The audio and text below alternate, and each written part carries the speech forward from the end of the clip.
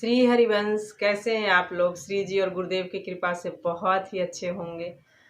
तो कृपया मुझे माफ़ कीजिएगा क्योंकि वीडियो थोड़ा मैं लेट लेट डाल रही हूँ।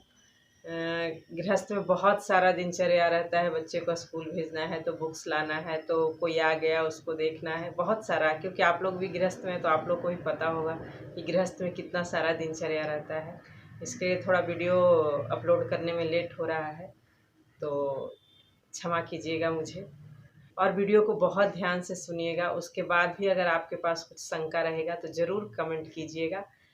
श्री जी और गुरुदेव की कृपा से ज़रूर शंका का समाधान करने का कोशिश करूँगी, क्योंकि मेरे में तो कुछ बल नहीं है, सब गुरुदेव का है और सब श्री जी का दिया हुआ है।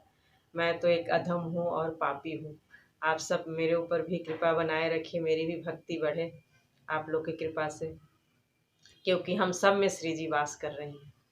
तो चलिए, आज हम लोग जानते हैं कि जो लोग 2-4 दिन के लिए वृंदावन आते हैं, उनको कैसे वृंदावन में वास करना चाहिए, क्या छोटी छोटी सावधानी उनको रखना चाहिए वृंदावन आने के बाद।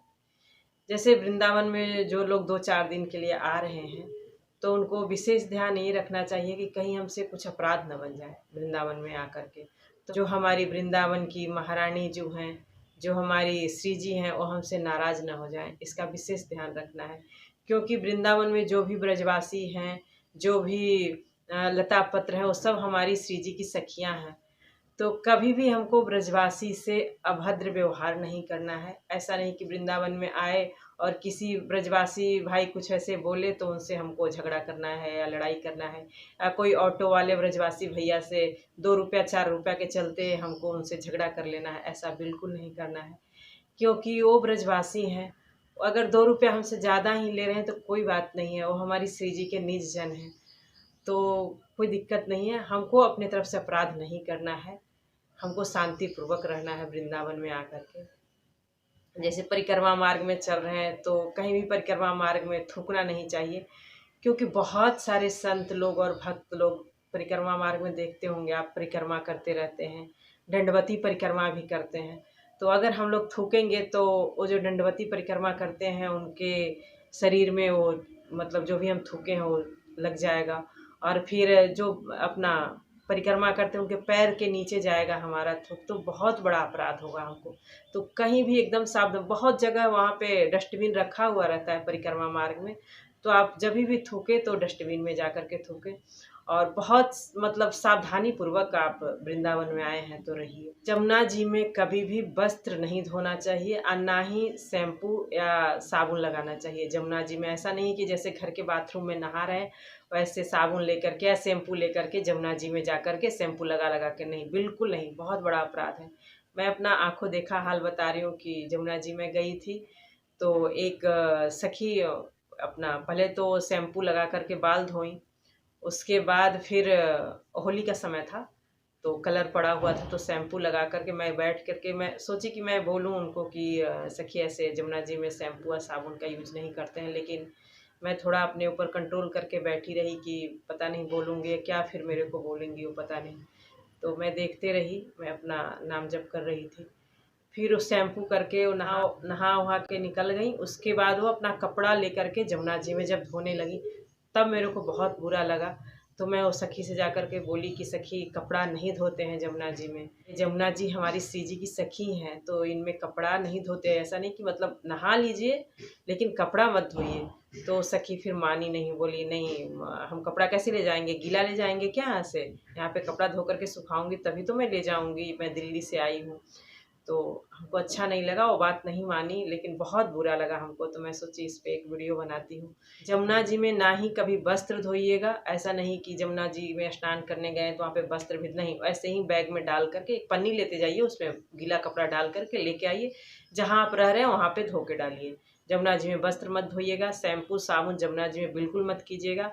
जमुना जी में जब आप जाएंगे तो सबसे पहले जमुना मैया को प्रणाम कीजिए, फिर आचमन कीजिए। ऐसा नहीं कि गए और डायरेक्ट पैर जमुना जी में डाल करके अंदर चले गए जमुना जी में स्नान, नहीं।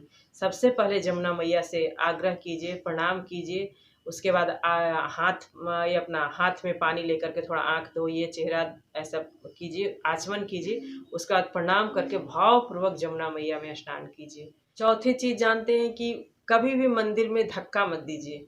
बहुत बार मैं देखी हूँ कि नौजवान भाई लोग जो रहते हैं एकदम धक्का देने लगते हैं पीछे से। अगर आगे कोई बूढ़ी माता जी हैं तो गिर जाएंगे, फिर अपराध लगेगा।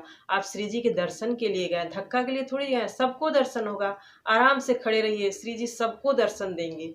ऐसा नहीं कि मतलब हम बहुत हमें ताकत है तो मतलब पीछे से धक्का दे रहे हैं, आगे कोई गिर जाएगा तो कुछ हो जाएगा तो अपराध लगेगी फिर।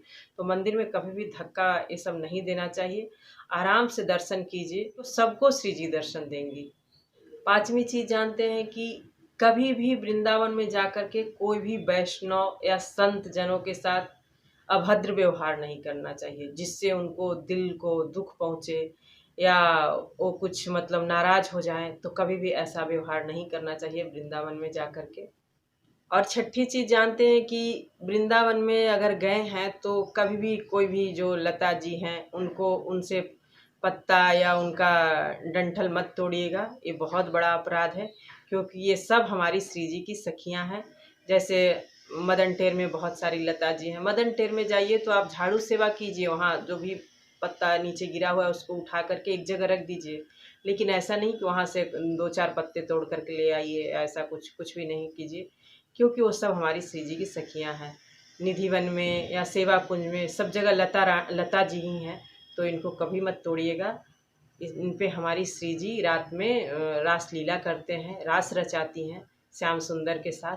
तो इनको कभी मत छूइएगा, कभी मत तोड़िएगा लता पत्र।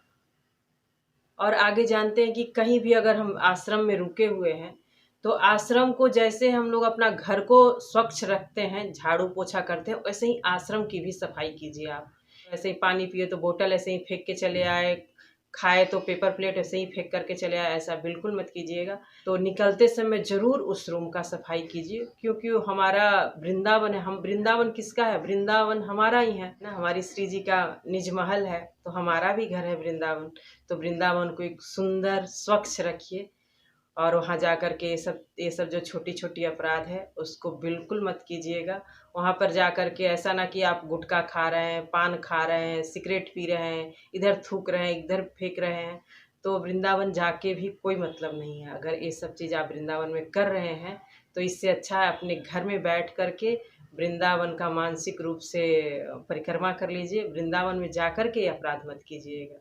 अपने वृंदावन को एकदम स्वच्छ और सुंदर रखिए, क्योंकि हमारी महारानी जी हर दिन नौका विहार करती हैं जमुना जी में जाकर के, और वृंदावन में अपना रास विलास करती हैं। इसके लिए हम लोगों को वृंदावन को स्वच्छ रखना है। श्री हरिवंश।